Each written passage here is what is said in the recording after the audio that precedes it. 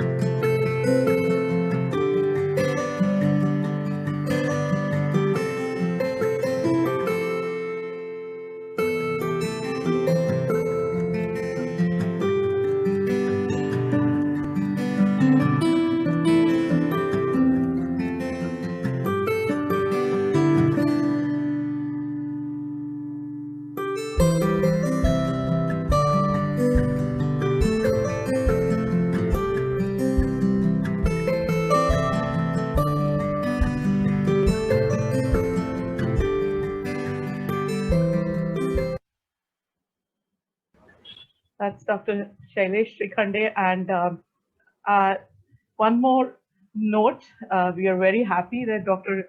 Vian Shrikhande has also joined us, I believe, in the and is with us to hear in, of course. And Dr. Shailesh Shrikhande is um, I will actually introduce him. He is presently the Deputy Director of Tata Memorial Hospital and also Professor and Head of GI and HPB Surgery at the Tata Memorial Center. He's MS Mumbai from Mumbai. He's MD from Heidelberg. He's FRCS honorary from London. He received the specialist training in pancreatic research and pancreatic surgery at the University of Bern, Switzerland, and the University of Heidelberg, Germany. He is one of the few surgeons worldwide to have successfully performed over 1,000 Whipple operations. He has published over 270 clinical and basic science papers, including a series of 1,200 Whipple resections in leading journals, the H index being 37, and has given over 52 classes, live operative demonstrations on pancreatic, gastric, and colorectal cancer. He has delivered over uh, 550 invited lectures and orations, not only in India but worldwide, and has contributed to over 60 book chapters, and has edited 4 books on GI and pancreatic cancers. He is the president of the India chapter of IHPBA and the chairman of the scientific committee of the IHPBA and treasurer of the APHPA. HPBA. He is the only Indian on the International Study Group of Pancreatic Surgery. In recognition of his work on GI cancer surgery in India, he was awarded Honorary Fellowship of the Royal College of Surgeons, FRCS, of England in 2014. In 2021, he became the first Indian cancer surgeon and the only second Indian ever to be conferred the Honorary Fellowship of the American Surgical Association in the 141-year history of ASA. In addition to his surgical and educational pursuits, his administrative capabilities have ensured that he currently spearheads the Tata Memorial Center's expansion plan, which shall comprise of a 550-bed state-of-art hospital. And of course, not last but least, he's the son of our favorite teacher, mentor, and extraordinary surgeon, Dr. V.N. Shrikhande. On Father's Day, we just cannot but mention him, as Dr. Shrikhande has been my spine support in establishing this Wisdom and Excellence initiative. My gratitude and warmest regards, of course, to him. On that note, I would really welcome Dr. Shailesh Shrikhande on the virtual stage. And the floor is yours. We are really looking forward to your talk. Rajeshri, thank you so much for an embarrassingly long introduction. I think the introduction that I'm the son of V.N. Shrikhande is very humbling, and this is something with which I've grown up. So yes, you've given me an opportunity. I've had a wonderful afternoon family time, and then I'm here to share my thoughts. I've heard the excellent lecture given by Dr. Sanjay Desai, and then I also see Dr. Nagi Reddy somewhere on the screen to follow me. So I clearly have a task cut out ahead for me, and I'll do my level best to restrict my talk within my time and try and share with you what are my thoughts as far as excellence and wisdom in surgery is concerned. Can you see my screen now? Yes. Brilliant. So this is where the journey for surgery started, and this was at the Sion Hospital in the early 90s and the mid 90s. I did my education in Sion and continued my MS also in Sion Hospital. We had phenomenally good teachers and an unbelievably positive, vibrant working environment. When we speak of a journey, I think excellence is not a destination, but it's a journey. It's an ongoing process. And I think the names that I have cited are some of the names. who have clearly influenced me, right from Dr. Snehalata Deshmukh, who was the dean then, Madam Gore, my first ever teacher when I started doing MS surgery, Dr. Mohan Joshi, who is very much spearheading the efforts at Tata now, Dr. Sushil Nadkarni, a superb surgeon, and whose son was also working with me and is a well-known breast cancer surgeon now. Dr. V.M. Deshmukh. I never studied hematology, but just listened to the lectures of Dr. M.B. Agarwal. It's unfortunate we don't have Ramurthy sir, but I don't think I would have understood physiology and electrolytes without Ramurthy sir. The concept of trauma and the concept of triage was very well learned with people like Dr. Lad, and the kind of department that Dr. Nandu Lad Kaka for us was established. And when I became an MBBS young doctor and an intern, I also had Dr. Ravind Thatte, who was my mentor when I became the outdoor sports secretary in Sion Hospital. So the seeds of this journey was the residency in 1990 in Sion, where actually I saw that the attitude of every member of the team, and the concept was that it was not just the surgeon, but everyone coming right down to the ward boy. Things seem to work seamlessly. Seamlessly is a fashionable word used now. We are completely in a different technology than what it was then, close to 25 years ago. But I did see excellence in certain areas. For example, I was an intern during the 1993 bomb blast, and in a matter of minutes and hours, we could reorganize things and help large number of patients and bring things under very good control within 2 or 3 hours. The same thing with the trauma ward, both as an intern, then as a young resident, and then as a senior trauma registrar. I think I'm very grateful to try and understand how clinical diagnosis was reached, how everyone used to work together, and then it was a wonderful experience when we had positive outcomes while treating large number of patients as we all would treat in a municipal hospital. So I think somewhere excellence meant to me that good results are taken for granted as a matter of routine. Perhaps I didn't know the word excellence, but the good results were taken for granted as a matter of routine. And it was not just about how things go well in the operating room. It was the entire experience from the time the patient came into the hospital, the final outcome, and their grateful faces or their happy faces when they left the hospital. By the time I was finishing my MS in 1997, I focus you on to the center of this slide, where I was shortlisted for the Best RMO award. But I did not get that award. There was a committee, and they said, you have done very well. You were clearly shortlisted as one of the candidates, but we noticed that you do not have publications on your name. So that's the first time, perhaps towards the end of my MS, that the thought that one needs to also have publications apart from excellent service, it struck me. And we just heard Dr. Sanjay Desai talk, and I'll touch upon this in a couple of slides even later on in this talk. Soon after my MS, I had the opportunity to go to Bern in Switzerland to learn basic science, research, and molecular biology in chronic pancreatitis, acute pancreatitis, and even pancreatic cancer. And this gentleman over there is Helmut Fries, a remarkable researcher in the world of pancreatology, and now, of course, a chairman of a major department of surgery in Munich. But why do I show that slide to you in between? It's because of this.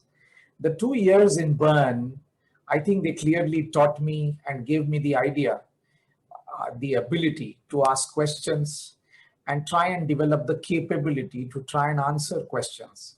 A large part of our training, especially when it comes to exams, is focused on how much you read and how much you memorize. But what I learned in Bern was just the ability to ask questions and develop ways and means to try and answer them. Understand what is the concept of taking something from the lab to the bedside, or what we call bench to the bedside.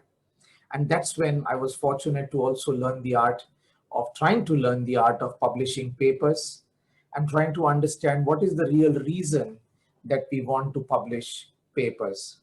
The end result was I went there in late 1998, and my first publication came in September 2000, So it was 22 months after I started out on a very different journey beyond the journey of just learning surgery. And I got my first publication in PubMed in September 2000. Now, apart from that, of course, I was a surgeon and clearly interested in what's going on in the operating room. You all can ignore this complicated diagram, but I think it just tries to show you that pancreatic surgery is deemed to be complex, the organ is complex, and the organ is rather unforgiving. So the key aspect of this operation, if you're doing it for cancer, is to join the intestine back, or join the pancreas back to the intestine. And if it does not heal well, things can be a nightmare, more for the patient with life-threatening implications, but also very devastating for the surgeon and the operating team. And I did spend a lot of time trying to learn my surgery bit as well during those days. I came back in 2000, and then here you see two people who have clearly influenced my life as a surgeon. Dr. Anand Nande, Anand Dada as he's called, he is known to me, is my brother-in-law, but I think a fantastic surgeon, a very unassuming man. And I think if I know about my surgical skills and basics of surgery, I owe that to Anand Nande. I don't think I need to tell you about my father. I think you all know about him. But what I saw was that the man was constantly trying and was in search of excellence, as he continues to be even at the age of 90. These are some of the pictures of surgery for chronic pancreatitis. And as I was growing and spending a couple of years in Shrikhande Clinic, there was one day when I was just operating with him, and it was a fairly well-controlled situation in a major operation. And I said, why don't you just rest? I'm doing this. You have seen me operate for so long, and this can be, I will do this. So he told me that unless you sweat in peacetime, you will bleed in wartime. And excellence is a decision that is practiced daily to the point of a habit. Now, here I can quote Robin Sharma, but the fact is that I saw my father and Dr. Nande do this day in and day out when I enjoyed my time in general GI and HPB surgery for a couple of years, or a year and a half after I came back from Bern. I was fortunate enough to get a great opening in a place like Tata Memorial. To try and branch out of a banyan tree like we and Shrikhande is not easy. The game was not to try and branch out, but the game was to try and find my own identity. I had a frank talk with him, and I said I will focus on only cancers of the GI and the hepatopancreatobiliary tract. And what am I trying to show you again, referring to the pancreas anastomosis, which I had learned in Switzerland, is that initially in Tata, we were having a leak rate or a mortality rate which was higher. And then when I was joining in Tata, the initial years, myself and my colleague Parul Shukla, we thought that we are doing a great job for a difficult operation. So I did spend the initial times in just trying to be perfect as a young surgeon who has had a great opportunity to work in Tata Memorial starting out in late 2001, and I became a consultant in 2002. But what struck me was that God is in the details. It's very important to standardize any procedure, and then it's possible to make a complex procedure into a simple procedure. You just break it up into multiple small parts in a very structured fashion, and then surgeries which appear to be very big and very major are not necessarily so, was one of the initial concepts that got into my brain and which has stayed with me ever since.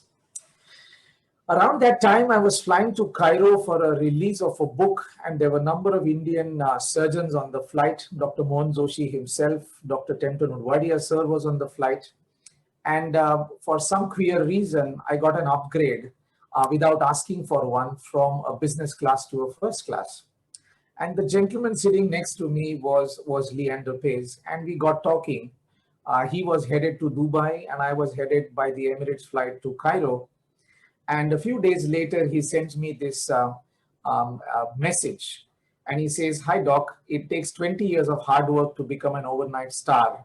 Something I thought you will appreciate."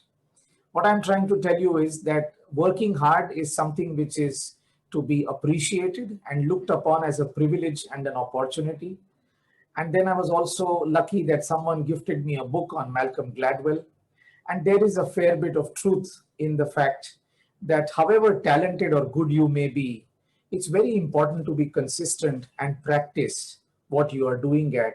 And he speaks about the 10,000 hour rule.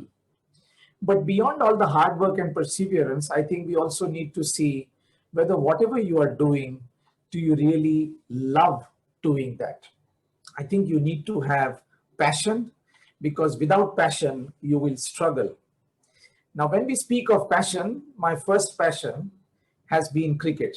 I represented Mumbai under 15, and I seriously contemplated a career where I would have had to move away from taking something like the science stream and go to some other stream. And it's a different matter that we changed the thoughts, and then I did go to science and medicine. But these are school days when we were the champions, and our school was winning only after Sanjay Manjrekar had won. He was my senior in school. And at that time, what we realized was that you need to pursue something with enormous passion, and then you get uncommon results. It's also equally true that you need to develop patience, as Rahul Dravid has said, but I'm not going to repeat all the details of what he has said, but I think it is relevant to all of us.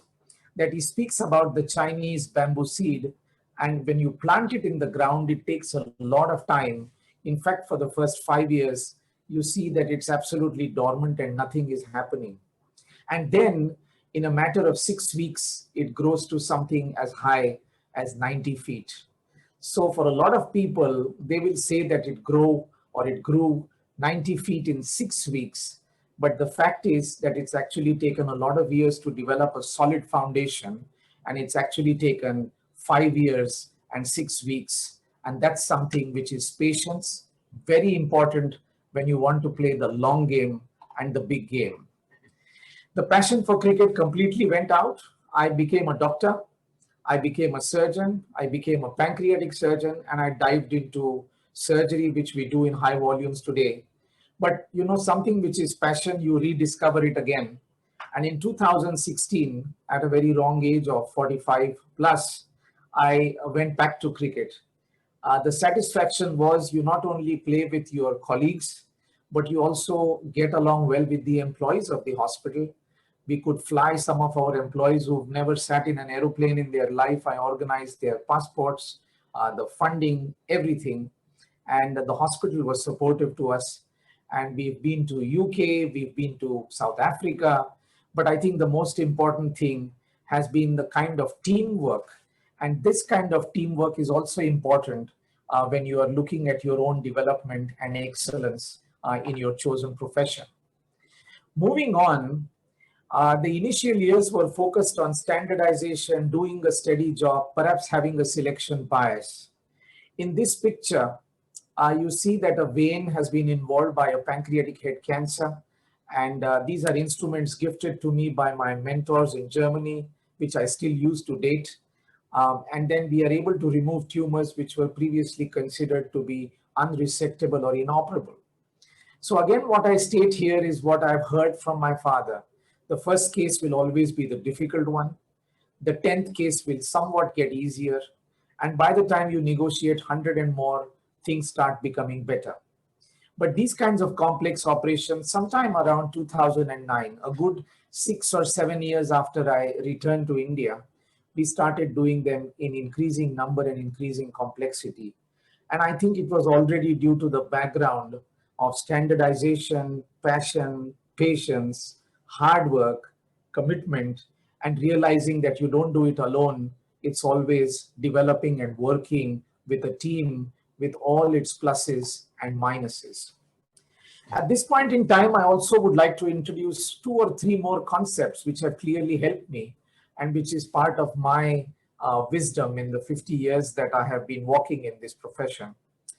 And this picture is of Edward Deming, an eminent scholar and teacher in American academia, considered to be the father of total quality management. And vast majority of the people, not just in Japan, they consider him to be one of the inspirations for what has become known as the Japanese post-war economic miracle. But the man focuses not on just an individual employee, he focuses on systems and processes. So this is one aspect that you need to focus on, process excellence in your day-to-day work and in your specialty. And the other bit is the Dunning-Kruger effect. And that's very interesting, and all of us need to revisit something like this time and again, is what I feel like sharing with you. You can see the peak of the graph, and that's often called Mount Stupid. The expert is less confident than the novice. That's wisdom. The expert is paradoxically always a student, the way I see my father even today. The dangerous one is the one who thinks they know enough or they know it all. And that combination of ignorance and arrogance is only visible from outside. This lack of total confidence is essential to keep patients safe. Dr. Sanjay Desai spoke about Mike Brearley. He's written a fabulous book, The Art of Captaincy. And Mike Brearley was, he's been a remarkable individual, where he's always said that individuals need to have a combination of security, insecurity, underconfidence, overconfidence. Only then you will be able to understand as a captain what goes on with all the people around you and how you can kind of keep them in check, make them grow, and produce uncommon results. So the last statement here is that I recommend you always retain a healthy fear of complications and use it to drive you to get safer and safer all the time. The other aspect, as I go towards the last half or last part of my talk, is about service consistency. We all doctors, we all surgeons, we all technicians are as good as our last patient. And if there was something which separated this man from everyone else, was the fact that he had remarkable consistency for the world, 24 years. For me, it was much more than that, because I was fortunate enough to be playing with him from 1983 to 1987, after which this man just went berserk from class 10 when I was in class 11. So this particular picture is just a part of reflected glory, but when we meet once in a while, we don't discuss international cricket and his life of 24 years. We discuss the days before he came onto the Indian team. There's another slide here and another picture and another man, which is important. And this is John von Lanten, the lead diver in the Thai cave rescue. He said, I dived for passion and always wondered if it would have a purpose. Last 2 weeks was what I prepared for my entire life. I think all of this is applicable in our chosen profession in whatever we want to do. And then comes something which is important, that consistency is what transforms the average into excellence. I think if we are average and if we continue to be mediocre, or if we continue to be inconsistent, we are going to be far away from excellence and we are not going to enjoy the process of excellence. I keep on telling my residents about attention to detail, and somewhere I know where this has come from. Not by this statement that the difference between good and great is attention to detail, but I think pancreatic surgery, for example, is so unforgiving that you do not want to make a single mistake every single time you do, simply because one mistake is enough. So there is no end to the attention to detail that you have to spend in every single case that you operate. But more than these awards and this kind of a talk to share with so many luminaries like you, it's more important that when nobody is watching you, you keep on auditing your work in your day-to-day practice. And as Henry Ford said, quality outcome is doing it right when nobody is watching. We did publish this paper in 2019 of 1,200 Whipple resections. And it feels very flattering to get a remark from the president of the association saying that this is remarkable, coming from a middle income country is even more remarkable, and that our experience is something which is a leading light for all the people. This has been my journey as far as only pancreatic surgery is concerned. I have been very fortunate to be in Sion, learn things there, move on to Shrikhande Clinic, then be in Bern and in Heidelberg, and then the last 2 decades at the Tata Memorial, so that we are now recognized as one of the highest volume centers for pancreatic surgery in the world.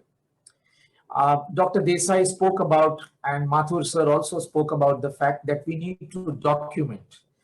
If at all there was one of the teachers during our times who was clearly documenting and publishing, it was Dr. Mathur, one of our very well-known teachers and leaders in HPB surgery. And he would be pleased to see today that from the time that I spent and started off in Bern, I told you that my first publication came in 2000 September. I have kept an independent track and an audit of what am I doing. So you will see that there are inconsistencies in inverted commas, the number of publications, but I think that is less important. What you publish, why you publish, and how important it is very important. And here you see the H index or the citations by year. And I still seem to be doing some things fairly well because the citations have continued to increase in my 20-year journey of publishing in GI and HPB surgery. This takes me back to a book which I was gifted by Helmut Fries, and in this slide I do thank him. And that says, why do you want to publish? You can have egoistic motives just for getting an academic or a professional promotion. Maybe you get financial gain. You can improve your knowledge and judgment as well. And of course, people get to know you. As a very famous surgeon said, I can teach a monkey to operate, but if you can publish well, I can make you world famous. So it depends on what's your motive.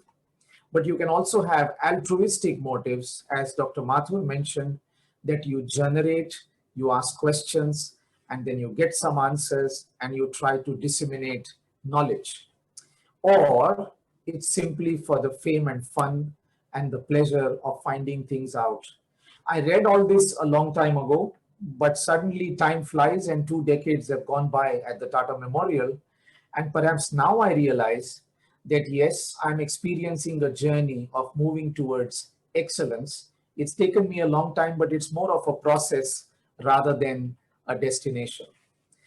I spoke so much about what I have done and how my journey was and how I've benefited and what are my abilities to carry on.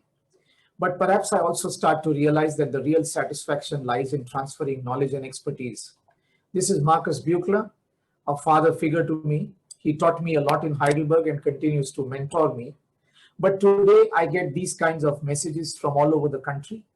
And I see these kinds of intraoperative pictures, clean, nice, well done, complex surgeries.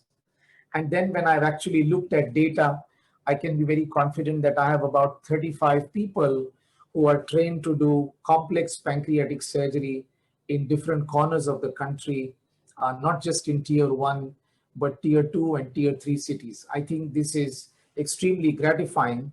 Knowledge is not supposed to be retained. Knowledge is supposed to be transferred so that we see growth elsewhere.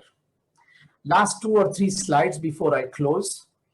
I've been a part of the Lancet Oncology Commission, and here you can see what happens to a low and middle income country like India. And we stand to lose trillions and trillions of dollars because of lack of cancer surgery. You will see enormous increase in cancer, unfortunately, in the next 10 years, especially in a country like India. And as you have seen in the COVID pandemic as well, we have health disparities across this nation, and we are going to be challenged by cancer care investment in the coming decade as well. Today, we spend about 1.95 US dollars per capita expenditure. And if we don't do by 2030 at least 3.95, the one area highlighted in red, and if the other countries also don't raise the bar in low income as well as the upper income countries, if we do that, we will save about 7.3 million lives by 2030. So these are real recent figures only if we start to look at what needs to be done in our own country. That's why I look forward to further growth as an individual, and all my experiences so far are going to help me. This is hopefully going to be the new Tata Memorial Hospital that you will see in the next 4 to 5 years.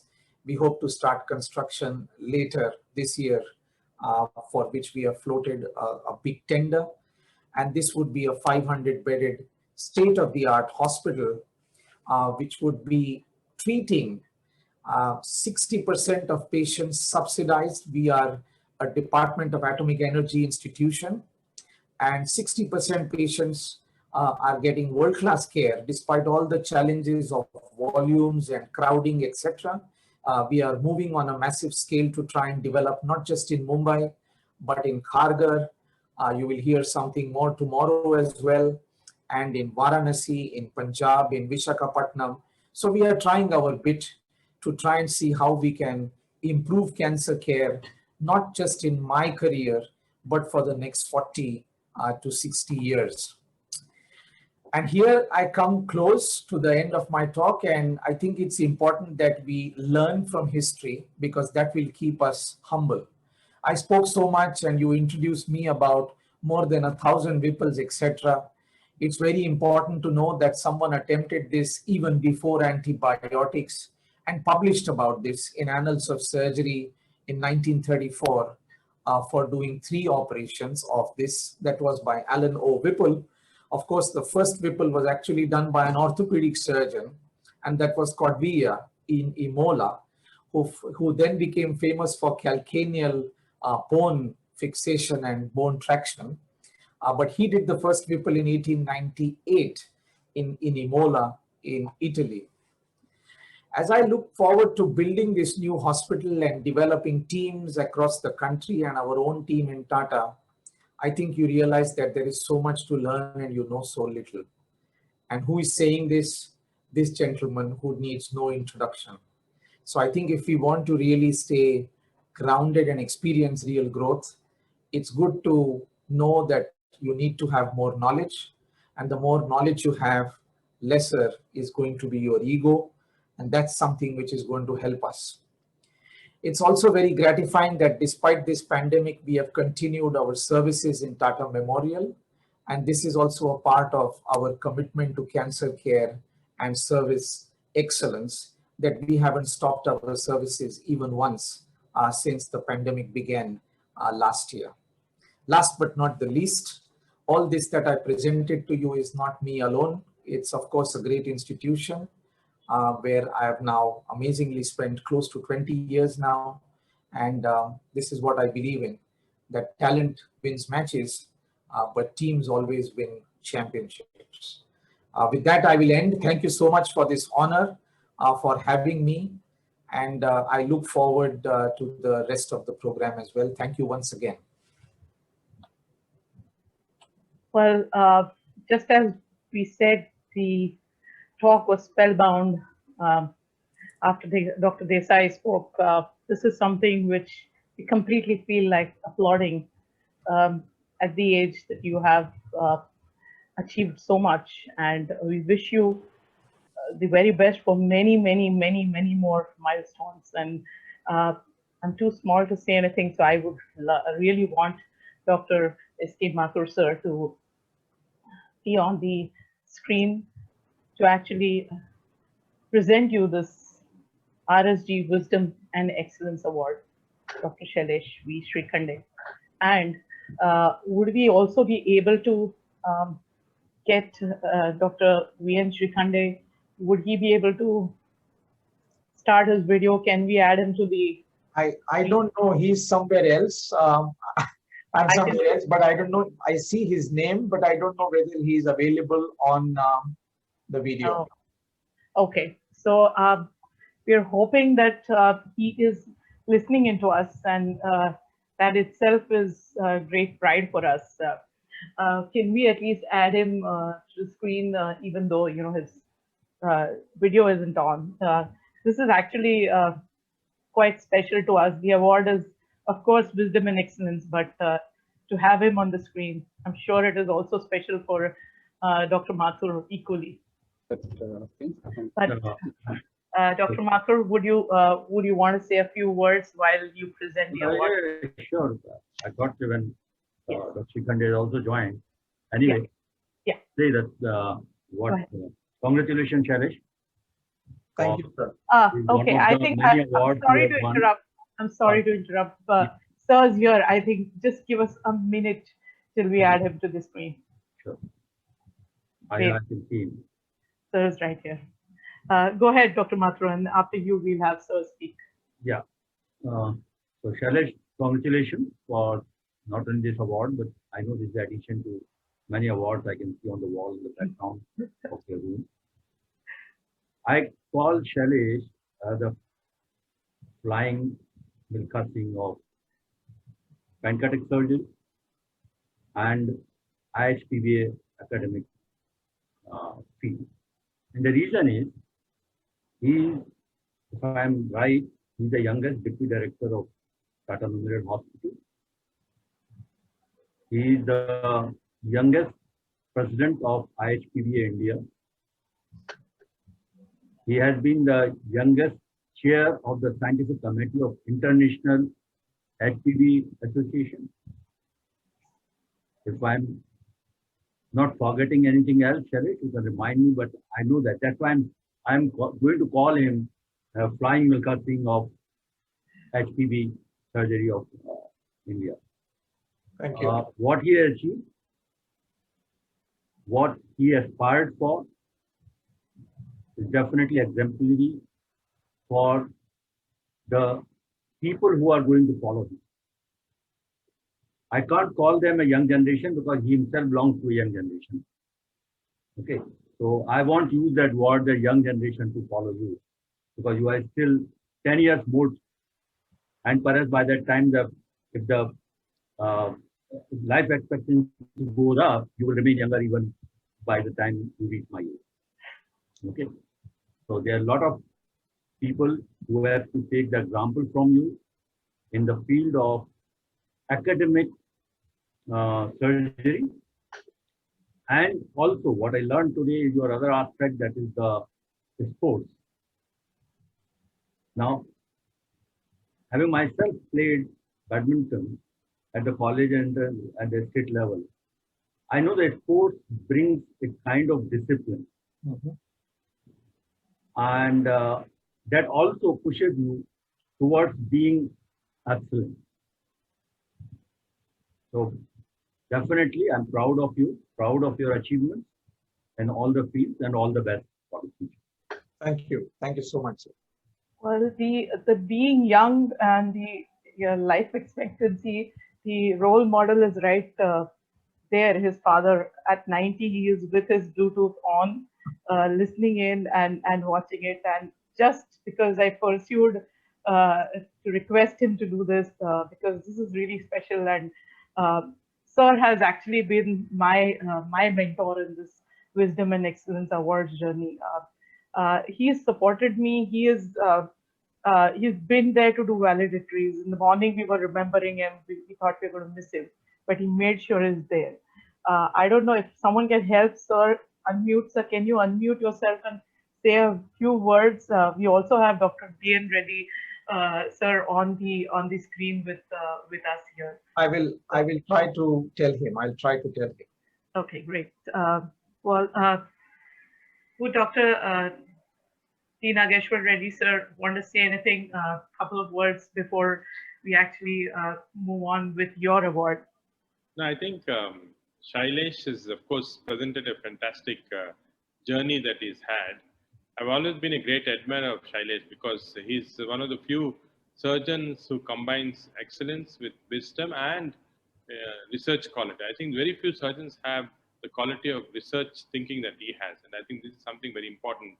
His contributions to field of pancreatology and, of course, pancreatic oncology.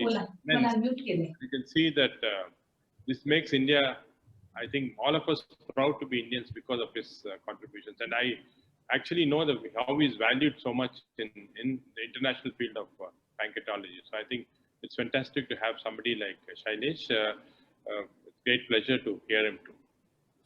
Thank you. Thank you so much. Means a lot to me, and good to see you after a long time. Well, we'll. I've requested my dad. He's Yes, unmuted, and unmute. maybe he can say a few words. Can you hear me? Yes, we can. I cannot believe I'm taking part in a system which I never dreamt in my life. The first time I touched the phone was in 1948. I came from Belgaum to Mumbai, and I did not know how to use a phone. And now from that stage to now, it has been a Zoom journey. And now it will be an interesting thing to see how much progress has been done in such a short time. I think I'm very fortunate that I live so long in a nice way. I wish all the best. Sure, you will do more dedicated work. I take the country up in the knowledge in the world of giants. India is no longer a developing country. You have to develop the country with giants like you, whom I see just now. I wish you all the best. Thank you. Thank you very much, sir. Thank you very much, Professor Dr. Shailesh Shrikhande, to be with us and to receive this award. It's a sheer honor for us.